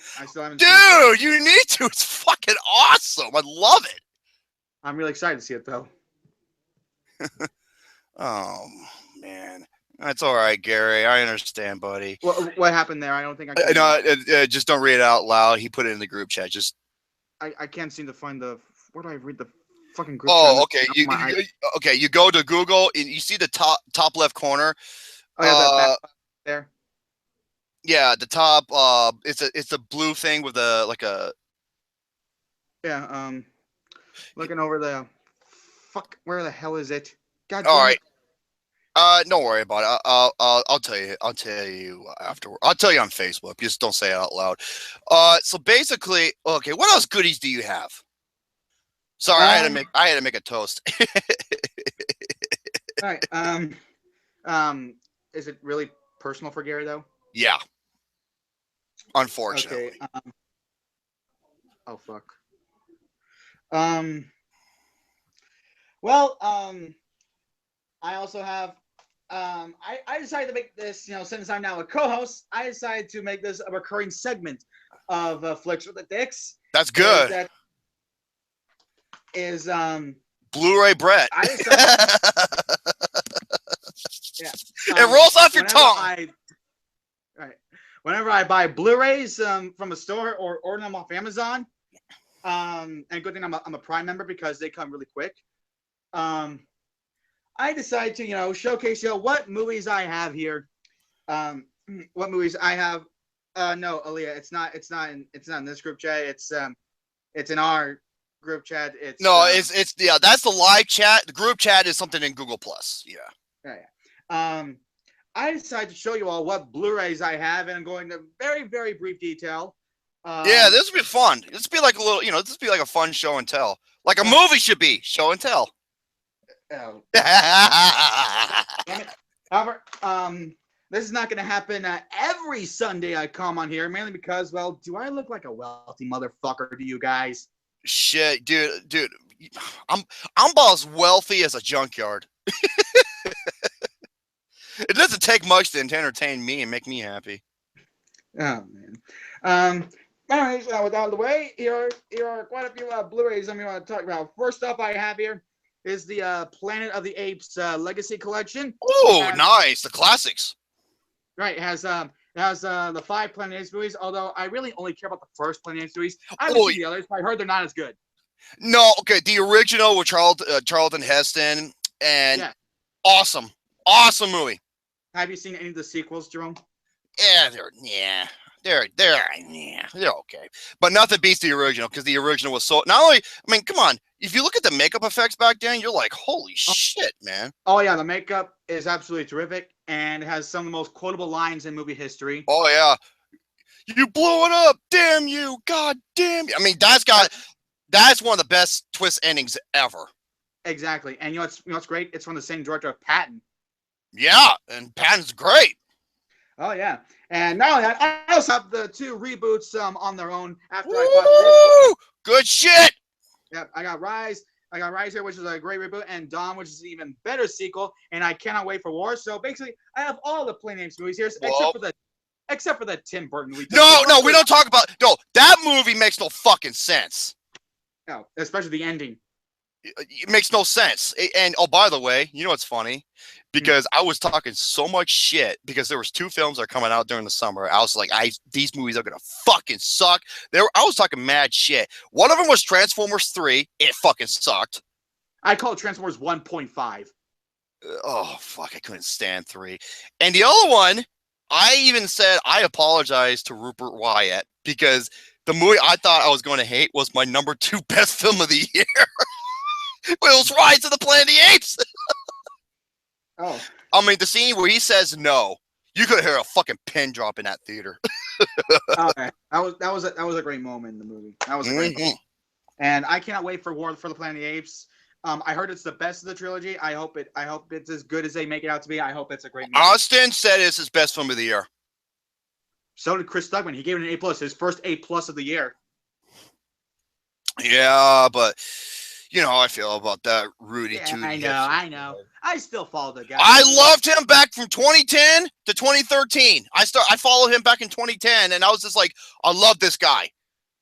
And then 2014 came around, and I was like, what the fuck happened to you? I still follow him. Well, he's got a unique taste. You got to give him credit for that. Whether you agree with him or not, he's got he's got some unique things, and he pretty much introduced us all to these movies. If it weren't for him, we wouldn't have heard of such movies. I would have. And you know what? There's people way before him, like the grandfathers, the godfathers of, reviewing, like the Angry Video Game Nerd, or one I actually talked to on Facebook, believe it or not. And he's a cool dude. And he was like, oh my God, you do know this. I've been following him for years. Fury of the Film Fan. And there's another one named Mr. Black Movie Reviews. See, I remember those guys back then. And what about Super Gamer Brothers, Johnny of Some Call Me Johnny, or Some Call Me Johnny? Sorry. Well, he's more of a video game reviewer, but I love him, dude. He's great. I think when it comes to him and Angry Video Nerd, I love them both equally. But when it comes to actually going into more details, I think Johnny is better. No, he is better, especially with his Ghosts and Goblins review. That's my favorite one he's done. I love Angry Video Game Nerd for his entertainment value. Yeah, give him blended a C+. Get the fuck out of here. All right, and next one. Thanks for the comment, Aaliyah. Aaliyah says I look like Chris Redfield. Well, you gotta start punching boulders. Oh no, fuck that. Next up, I have is the Batman quadrilogy, ones that contain Batman from 1989, Batman Returns, and oh yeah, we got okay. Yeah. Oh. Okay. Batman Forever is not total dog shit, mainly because Jim Carrey made the movie sort of watchable. Hey, I thought Val Kilmer was a decent Bruce Wayne. Val Kilmer was giving everyone hard shit on set. Yeah, he's not a very fun person to work with on set. I'd much rather work with Edward Norton than Val Kilmer. Oh, and Edward Norton's is known for being a pain in the ass working on film. Oh yeah, Batman and Robin. I read this movie. This is a fucking unintentionally hilarious movie. Well, George Clooney even said it best. He said, "I feel so bad because I thought I killed Batman." Oh yeah, thank God Christopher Nolan revived it. Yeah. Oh man, the Iceman called what's unfortunate though here is this is so far the only film I have with Arnold Schwarzenegger in my collection. God, I need to get both Terminator films. What about Total Recall? That's that's my favorite film of Schwarzenegger. Or True Lies. That was another great one with Arnold. True Lies? That was good. The James Cameron movie, yeah. Oh yeah. And next up we got here is my favorite war movie of all time, Platoon. That to me is the best Vietnam War movie. What's great about this movie is this is pretty much based on Oliver Stone's experience in those times. Exactly. You wonder why Oliver Stone has a scar across his neck? Vietnam. Oh yeah. This is my favorite war movie of all time because, in ways, like another war movie, Apocalypse Now, it's like watching a horror movie. It is, yeah.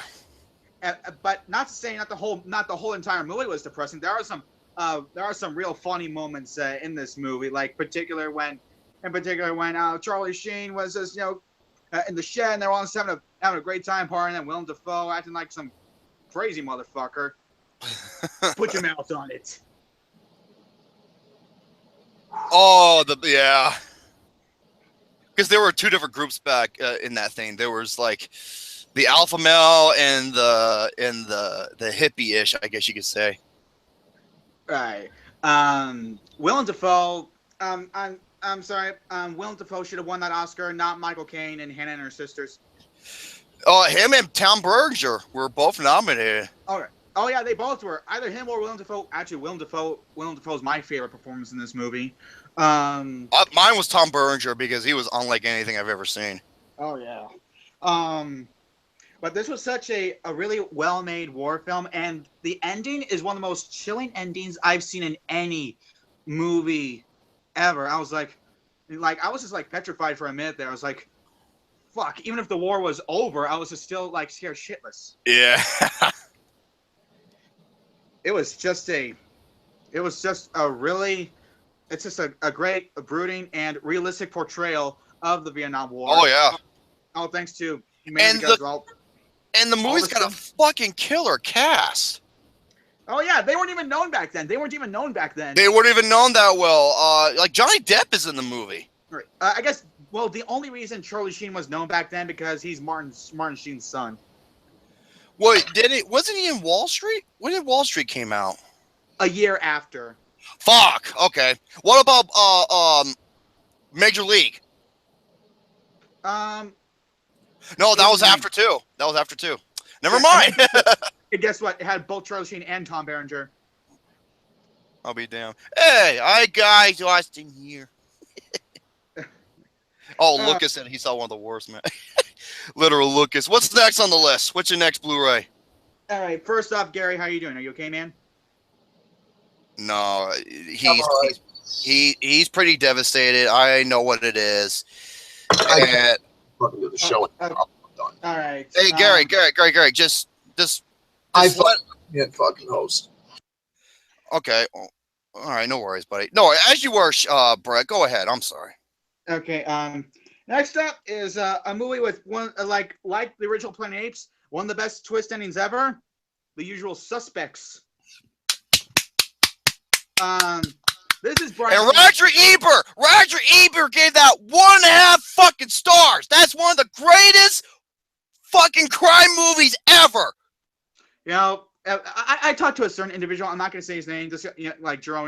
Remember me and this person on the whole Oscars thing, and he brings up, Roger Ebert loves The Tree of Life, and I reply and say, well, guess what? He doesn't like Gladiator and Die Hard, both critically acclaimed films. So guess what? Not everything he says goes. Oh, also, he gave 3 stars to The Godfather Part 2 and 3.5 for 3. I don't get it either. I'm like, dude, The Godfather Part 2 is like one of the best sequels.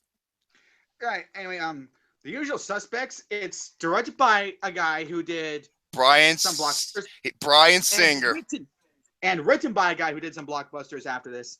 And I think this is their best film. I think Brian Singer's best film is Days of Future Past because of the creativity. However, this movie, okay, hey, M. Night Shyamalan, no, you did not create the twist ending. This movie kind of brought it back. The Usual Suspects is a well-written film. Oh, Although it's amazing. nowadays people know the twist because, Well, because it's how famous it is. oh yeah, It's like the but twist from The Empire Strikes Back. right, yeah, but it's still a really well-written twist, whether you know it or not. And Kevin Spacey really deserved this Oscar. Oh, you goddamn right he did. And the script won as well for original screenplay. And I'm so happy that it did too. Like I said, I will put this in my 10 greatest crime films ever. Right, this is one of the best crime films ever made. The Usual Suspects is actually great, and I love it.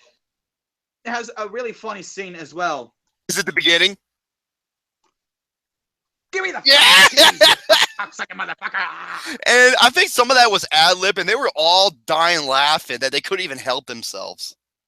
I know it, but they had to work with it to add the humor to the movie. And who is Kaiser Sose? Right, and what's really sad though is, after this, Stephen Baldwin did Biodome. Oh, that is one of the worst fucking movies in existence. He did Biodome right after he did this. Wow, and then you never heard from him again. If he did more movies like this, he would have been as successful as his brother. Well, yeah, The Usual Suspects is a terrific crime film and is one of the best crime films ever made. Usual Suspects, great movie. Next is another great film from 1995, and it is my second favorite film from my favorite director of all time. Oh, I have that. I don't know if I have the Blu-ray. I do have the gold edition of Casino. That is my personal favorite Scorsese film. Oh, it is a damn good movie, and at this point, I'm still a bit bummed out that the only thing this week got nominated was Sharon Stone, which, don't get me wrong, she was great in the movie, but I think the movie deserved a little more than just Sharon Stone. Oh, dude. I mean, not only Sharon Stone, but adapted screenplay and direction, because, dude, that movie is 3 hours long, and it goes by so quick. Right. Well, editing, director, I don't know. There are so many other movies that deserve directing as much as Scorsese that year, like David Fincher for Seven, that deserved best directing. Mm-hmm. As well as Ron Howard for Apollo 13. He wasn't even nominated for that. That's shocking. But I believe the right guy won. Mel Gibson for Braveheart, God, and that was my #1 film of the year too. I have that on Blu-ray as well. Goddamn right you do. Oh yeah. Casino. Oh, by the way, Jerome, at my high school, when we were doing our monologues, we did a scene from Casino. How was that even possible? That movie has like over 500 F words. Well, we came up with we kind of. You said freaking. Oh, and by the way, the movie is actually a true story. The real guy passed away. His name was Frank Lefty Rosenthal, I believe. Oh yeah, and well, yeah, because the movie is based on a book by Nicholas Pileggi, who wrote Goodfellas. Yeah, well, Wise Guys to me. Wise Guys, based on the Goodfellas, yeah. And the guy, Frank Lefty Rosenthal, like how he survived that car bomb with the metal plate underneath the seat. That is true. That is actually, dude, everything in the movie happened is true. They just use different names for different people, but all the moments fucking happened. And the first hour of the movie is like a documentary about Vegas back in the days, and it was awesome, dude. Right. And Don Rickles is awesome in this movie. And another actor, not enough people talk about in this movie, James Woods. Oh, the pimp. Yeah. Why don't you do it yourself, you chicken shit cocksucker? My favorite scene in the movie. Okay, there's a couple of them. One of them is Joe Pesci, where he wants to bet a 50,000 marker, and he's getting so pissed off because the guy keeps giving him face cards. Oh man! And then there's the one where they meet in the desert, and he gets all pissed at De Niro. That's the scene. Yeah. That's the scene we did in my school. That's the scene we did in my school. I was joking. Oh my god, dude! How's that even possible to do in your school? Well, I said we replaced the shit with crap, and fucking with freaking. Listen here, you Jew. Listen here, you Jew mother trucker, you. Well, actually, no. I didn't even say Jew. That's what he says in the movie. He's like, you Jew motherfucker. That was, but still, because that was my favorite scene in the movie because Joe Pesci, man, absolutely terrific. In fact, I'm so glad that Joe Pesci's getting more work. He's going to reunite with Scorsese. He and De Niro are Is it reuniting the with Scorsese. Irishman? Is it the Irishman? Yes, and it has Al Pacino in it too. About fucking time, dude. He needs something after he did fucking Jack and Jill. Oh my god. And yeah, in the movie, Joe Pesci accidentally, I think he fractured a rib, where when they drag his body into the hole they dug him for. When he fell in the hole, I think he accidentally cracked his rib. Oh shit. Yeah. Well, they gotta make it more look realistic though. Yeah. Oh yeah. Look, really, they beat him and his brother to death with fucking bats. Oh. I know. But Casino is a terrific Scorsese film. It's a masterpiece. It's my second favorite Scorsese film. I absolutely love this movie so much. It's way better than Silence. I fucking hated that movie. I'm sorry. And I usually don't hate Scorsese films. Well, you didn't like Hugo either. I couldn't stand Hugo. Well, the first half I couldn't. Second half I loved it. Casino is an excellent film. And if you haven't seen Casino, you're a Scorsese fan, you need to check this out if you're a fan of Scorsese. I have the poster, too. I love this movie. Wait. MC Deadpool says Al Pacino has been doing some TV. That's TV movies, dude. He had to go to a different branch. Why? Because Adam Sandler killed his career. I don't give a shit about fucking TV. When I hear a director working on some project, oh my god, they're already project that. Oh, it's a TV series? Fuck you, then. I don't give a shit. Danny Collins, I never even heard of it. See what I mean? He won the Golden Globe. He won the... Oh, no. My mistake. That's not it. I heard that was pretty good, though. And I have a couple more. First off is a movie that a lot of people say, okay, this is really good, but I'm never going to watch this movie again. This is a one-and-done movie for me. I can't watch this movie anymore. I think I know what it is. Okay. Can I guess? You can go ahead and guess. When it comes to one-and-done movies, okay, is it United 93? I don't have that movie yet. I need to get that movie. Okay. Is it... Hold on. Is it 12 Years a Slave? I have that movie on Blu-ray, but this is not it.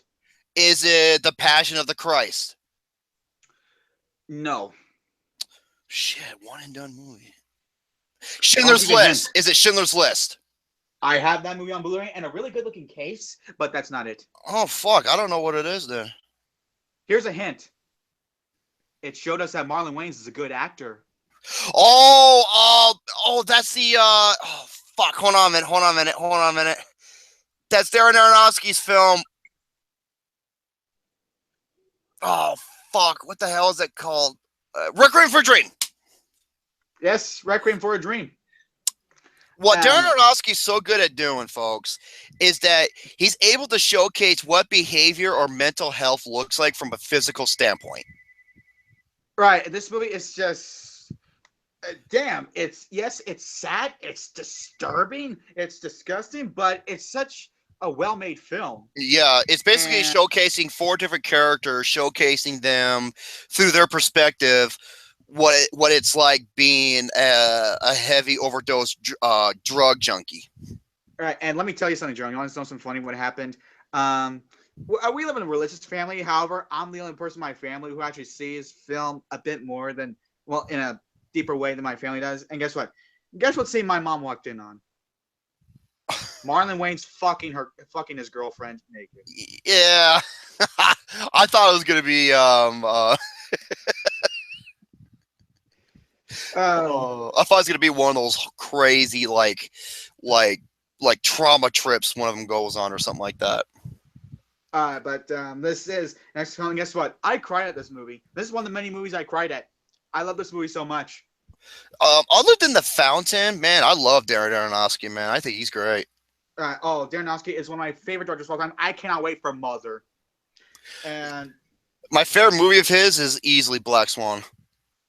It would have been The Wrestler if it wasn't for that shit ending. Oh, I like the ending. I like the ending to The Wrestler. I thought it was really well handled. Dude, it was blue balls. I don't like abrupt endings, man. You know that.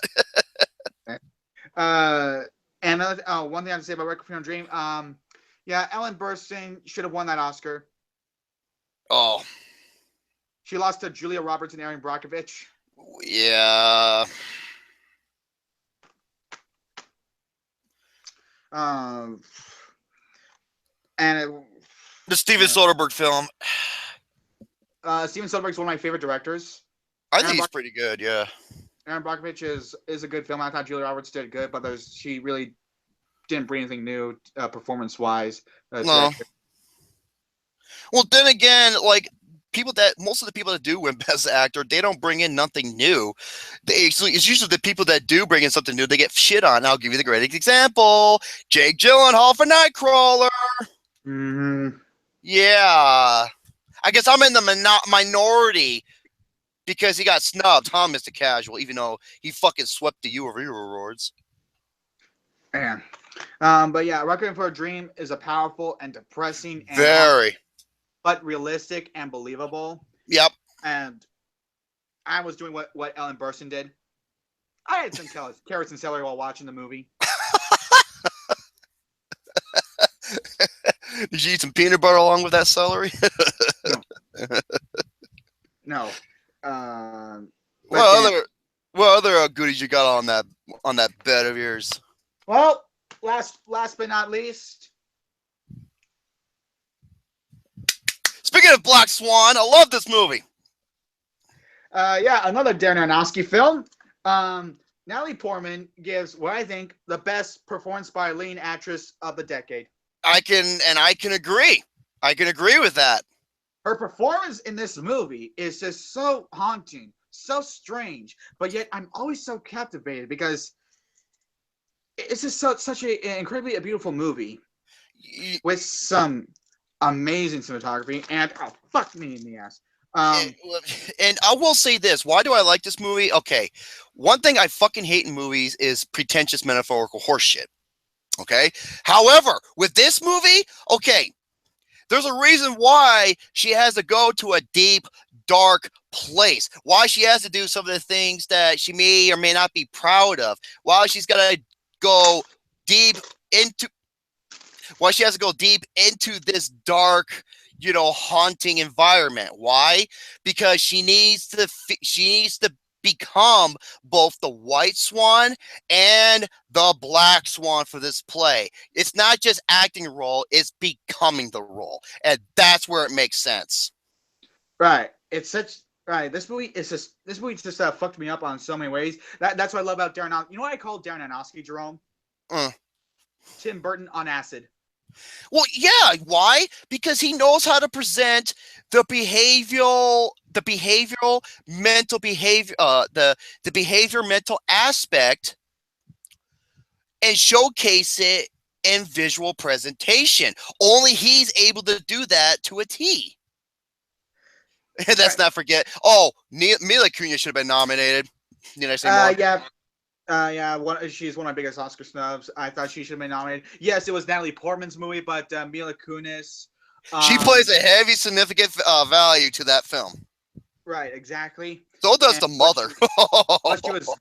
Barbara Hershey.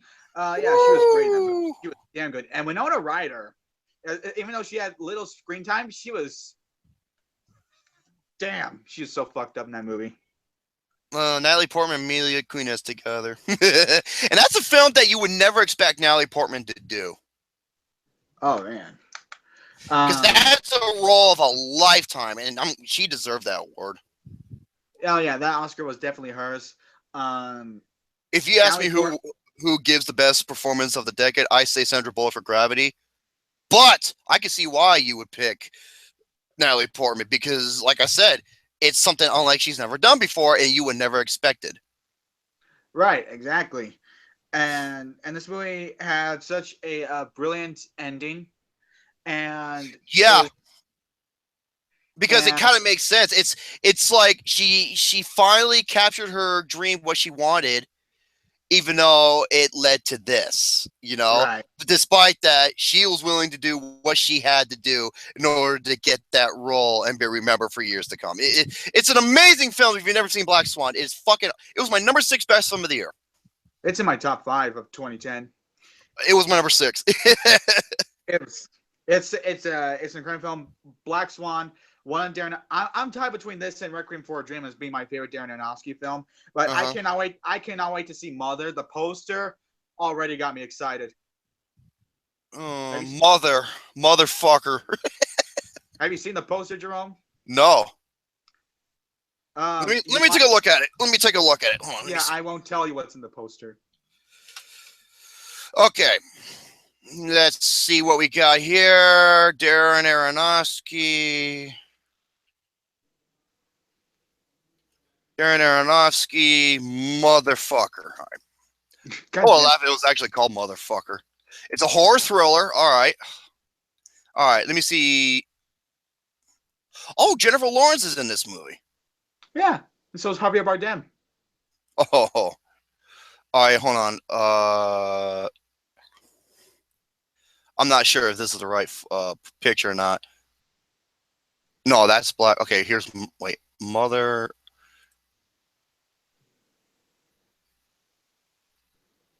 No, that's not the right one. Hold on, I'm trying to find. Okay, wait. Let me type in poster. Let me type in a poster.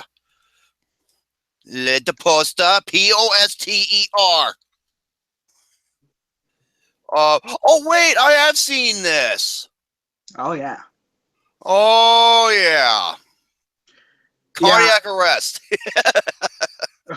Man, I'm excited for that movie because the poster. I'm more excited. I made a joke by saying, "Is this man trying to top his insanity from Requiem for a Dream?"